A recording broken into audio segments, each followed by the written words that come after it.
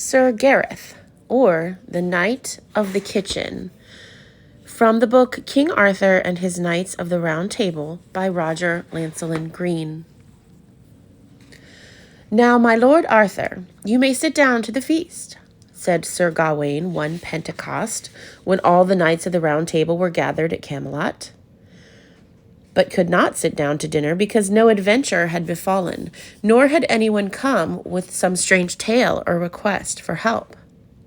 "Let the feast begin, for here comes a young man in simple array, leaning upon the shoulders of two stalwart serving men, and he is a head taller than either of them."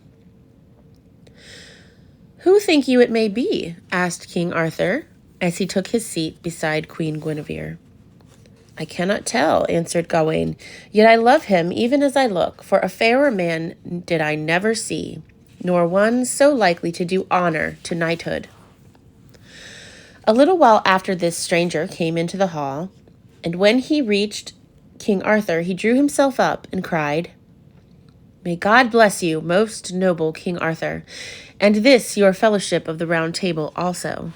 I come hither to ask you to grant me 3 gifts, and they shall not be unreasonable, nor any that you might fear to grant. And the first I will ask you now, and others a 12-month hence." "Now ask what you will, and you shall have it," said King Arthur, for he also liked this tall young man with his fair hair and honest look, and trusted him on sight. "I ask you, sir, that I may have meat and drink at your court for the first year." "Now I beg you to ask for something better than that," said King Arthur. "Sir, that is all I wish," answered the stranger. "Well then," said the king, "you shall have meat and drink enough, for I never denied that to friend or foe. But tell me, I beg of you, what your name is."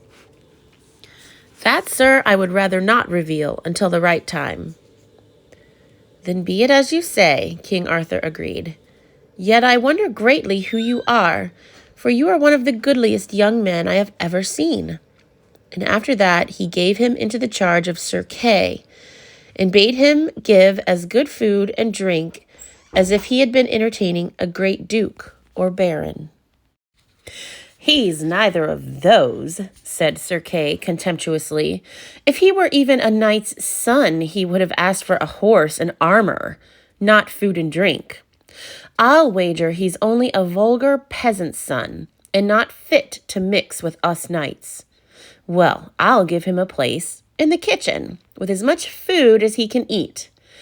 In a year's time, he'll be as fat as a pork hog. And since he has no name, I'll call him Bowman, Fair Hands, for I have never seen any so big or so white, or so idle and lazy." So, for a whole year, Bowman served in the kitchen, and Sir Kay laughed at him, said unkind things to him, made rude jokes about him, and generally did his best to make his life as unbearable as possible. But Bowman was always gentle and patient, never answering Sir Kay back, nor refusing to do whatever unworthy and lowly an office he commanded him. And Sir Kay, feeling that he might be in the wrong himself, jeered at him more and more unkindly. Pentecost came once more, and the whole Round Table was met again at Camelot. Nor would King Arthur sit down to the feast until a squire came to him and said, "Sir, you may go to your meat, for here cometh a damsel with some strange adventure." And in a few minutes the damsel came into the hall and knelt before King Arthur, begging him for help. "For whom," said the king, "what is the adventure?" "For my sister, the Lady Lioness," she answered, "who is kept a prisoner in a castle by a wicked tyrant who has destroyed all her lands, and his name is the Red Knight of the Red Lawns." At these words, Bowman suddenly came before the king and said, "My lord, I thank you for that I have been these 12 months in your kitchen, and have had my fill of meat and drink. And now I will ask you for the other 2 gifts, which you promised me. Firstly, that you will grant me the adventure of this damsel, and secondly, that Sir Lancelot of the Lake shall ride with me until I have proved myself worthy of knighthood at his hands, for it is my desire to be made a knight by no one but Lancelot. These things I will grant you, began King Arthur. But the damsel, whose name was the Lady Lynette, broke in angrily. Fie upon you, King Arthur! What an insult is this, that you send a filthy scullion out of your kitchen to save my sister, when here at your round table sit Sir Lancelot and Sir Gawain, Sir Gaheris and Sir Bors, the best knights in the world, besides many others that are brave and noble also. Then, in a great rage, she mounted her white palfrey and rode away from Camelot. And as Beaumains made ready to follow her, there came a dwarf carrying a great sword for him, which he hung at his side.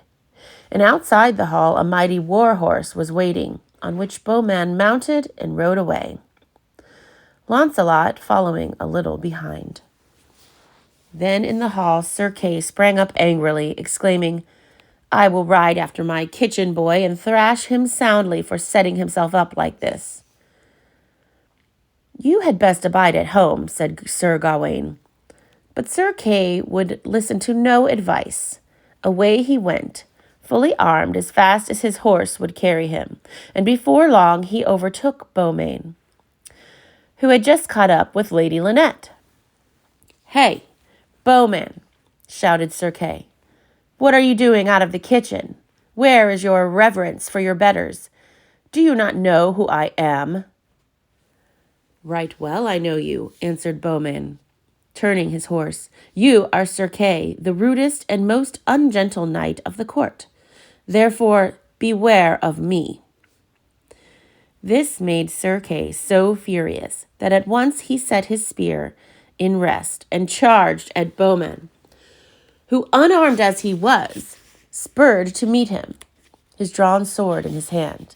And just as Sir Kay's spear seemed about to transfix Beaumains like a moth on a pin, he swerved his horse suddenly to one side, parried the spear with the back of the sword blade, and caught Sir Kay deftly on the point of it.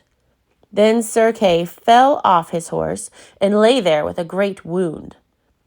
But Beaumains took his shield and spear and rode on after the Lady Lynette, while Lancelot, who was following close behind, flung Sir Kay across his horse and turned it loose to carry Kay back to Camelot as best it could.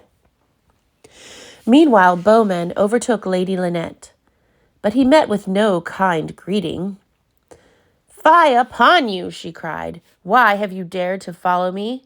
You stink of the kitchen, and your clothes are moldy with grease and tallow. As for that knight whom you have wounded or killed, you struck him a coward's blow. Turn round, I tell you, and go back to your kitchen, for well I know that you are only the dirty scullion whom Sir Kay named Beaumains because of your big hands. Bah!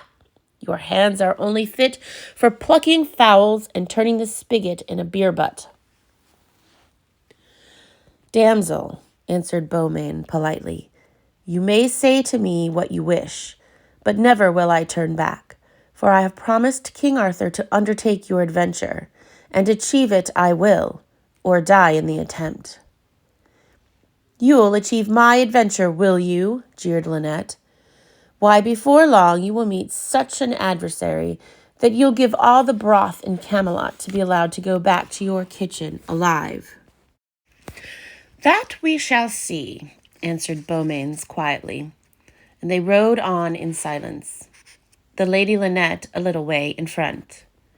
Before long they came to a great black hawthorn tree by the side of a dark glade, and there hung a black banner and a black shield, and by it sat a knight, all clad in black armor, upon a black horse.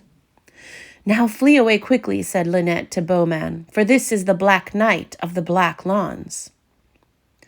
I thank you for your words, answered Beaumains, but he showed no signs of doing as she advised.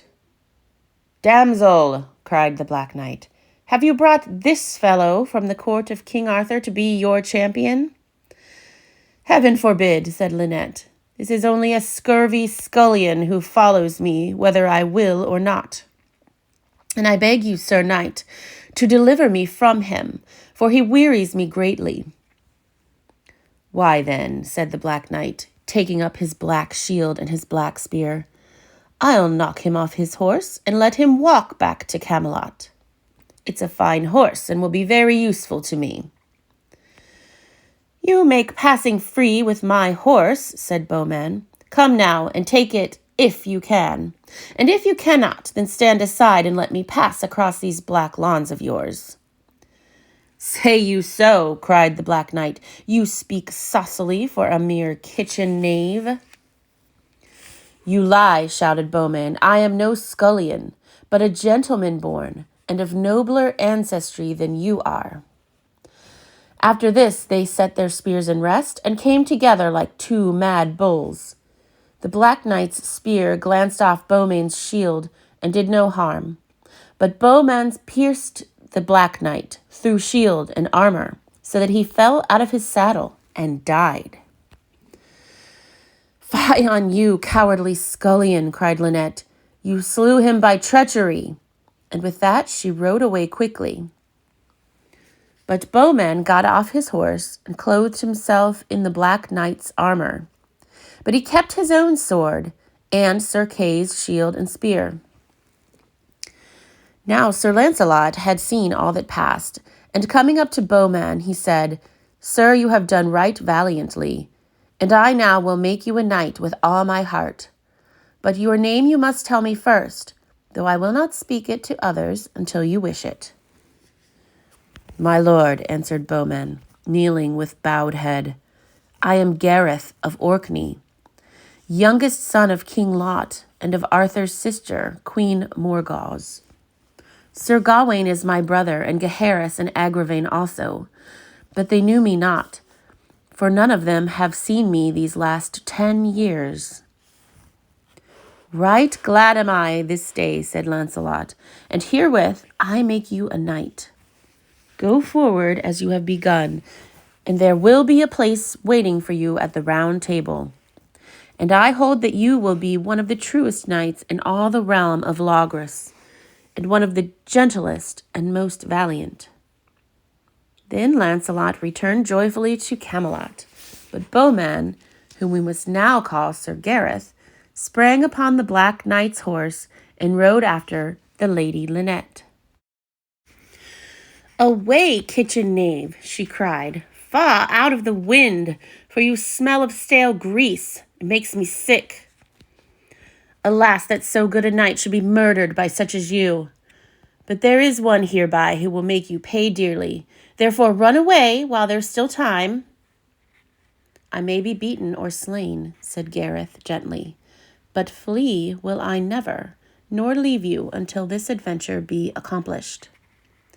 Before long they met suddenly a knight dressed all in green armor, with green spear and shield. "Greetings, damsel," said the Green Knight of the Green Lawns.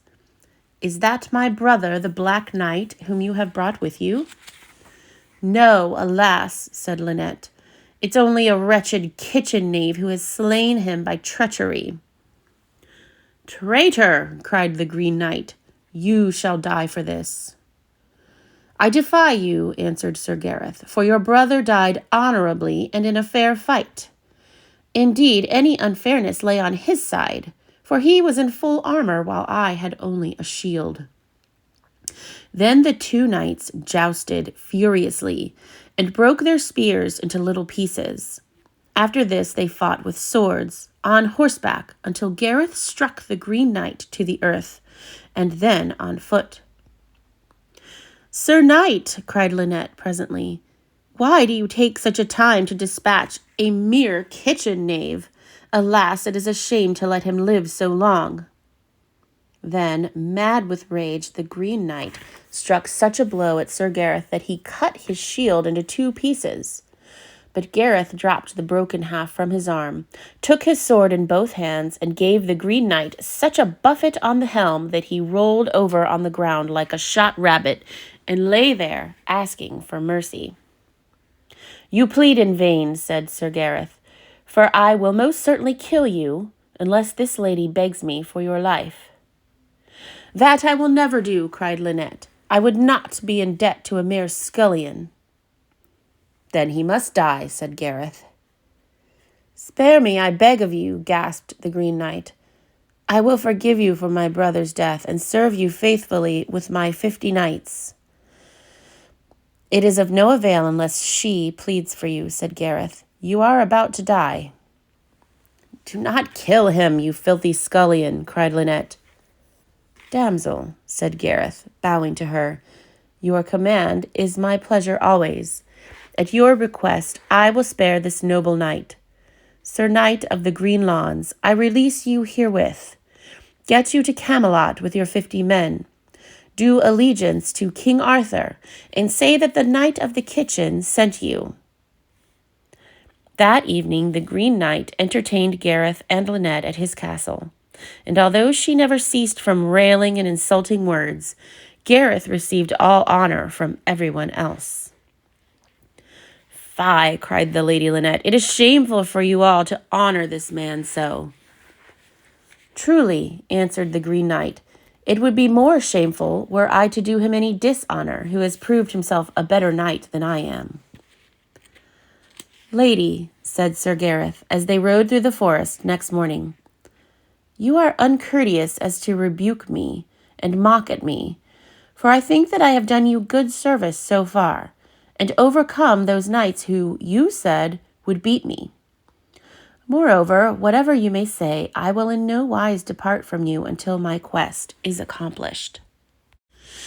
Well, said she, very soon you will indeed meet your match, for now we draw near to the castle of the Blue Knight of the Blue Lawns, and only Sir Lancelot, Sir Gawain, Sir Bors, or King Arthur himself could vanquish him.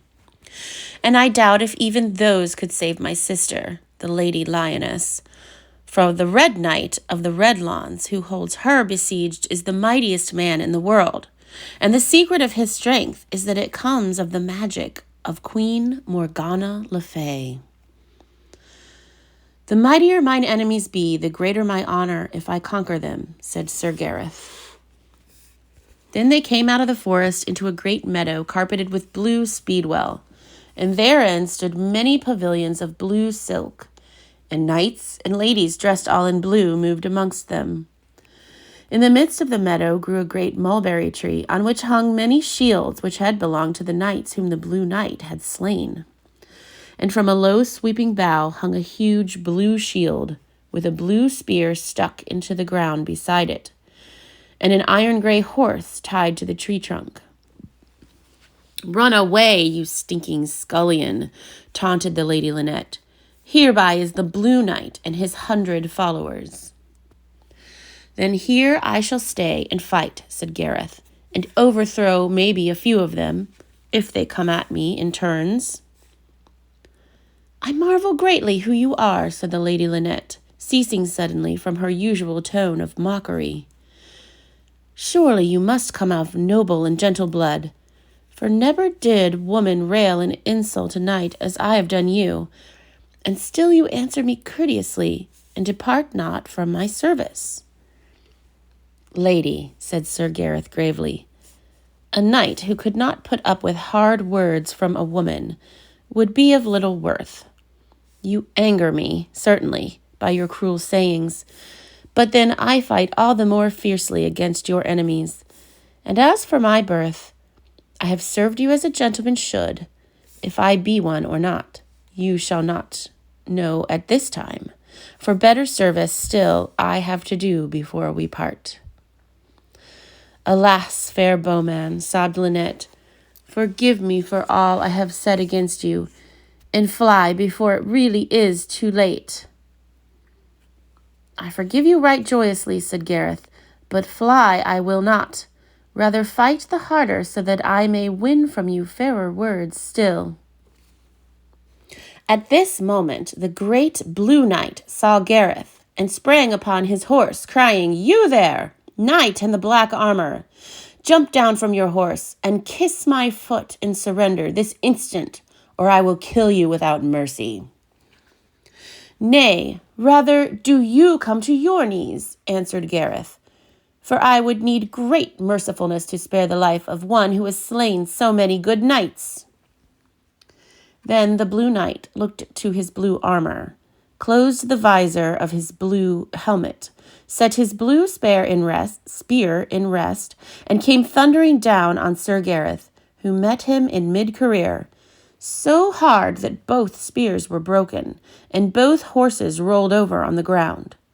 Then the two knights drew their swords and began hacking and hewing until the sparks flew, striking such blows that sometimes they both fell groveling to the ground. And at last Sir Gareth struck off the Blue Knight's helmet and felled him to the ground and made as though to slay him. But the Lady Lynette begged for his life, and the Blue Knight yielded himself to Gareth. "I will indeed grant you mercy," Gareth said, "for you are a mighty fighter, and it were a pity to slay such a one. Ride, therefore, to King Arthur's court at Camelot with 100 followers, and do homage to him, and say that the Knight of the Kitchen sent you." That night, Sir Gareth and the Lady Lynette were entertained most hospitably by the Blue Knight, and next morning he rode with them for a little while to show them the way. "Fair damsel," he said, "whitherward are you leading this night?" "Sir," she answered, "we are going to Castle Dangerous, where my sister, the Lady Lioness, is besieged." "Ah," said the Blue Knight, "then you go against the Red Knight of the Red Lawns, which is the most perilous knight now living in the world, and a man without mercy, and by evil magic he has the strength of 7 men. He has laid siege to that castle for long, and well might he have taken it many times, but he did not so, for the Queen Morgana le Fay made it by magic, and gave him also his strength. And they hoped that Sir Lancelot or Sir Gawain would come on this quest, or King Arthur himself, and that the Red Knight would slay him, as I fear that he will slay you." "That shall fall out as God wills," said Sir Gareth, "and yet, perchance, he wills that the Red Knight shall fall by my hand, that I may bring honor to the realm of Logres.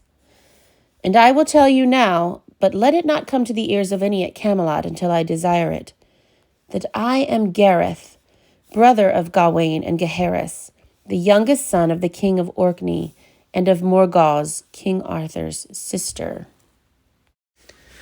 The Blue Knight left them before long, and they came through a thick wood and out to an open plain, all red with poppies, and in the midst of it a castle built of red sandstone, and about the castle many tents and pavilions of red, where dwelt the followers of the Red Knight, besieging the castle. Across the plain rode Gareth and the Lady Lynette, and before they reached the encampment they came to a great red Judas tree on which, half hidden by the scarlet blossoms, hung the decaying bodies of many goodly knights, each still in his armor, with his golden spears upon his heels. "These are all the others who came before you to rescue my sister, the Lady Lioness," said Lynette. "The Red Knight of the Red Lawns overcame them one and all, and put them to this shameful death without mercy or pity." "Then it is time I come to blows with him," said Gareth, angered at the sight of the slaughtered men. And he took a great horn made of an elephant's tusk, which hung from a branch of the tree, and raised it to his lips.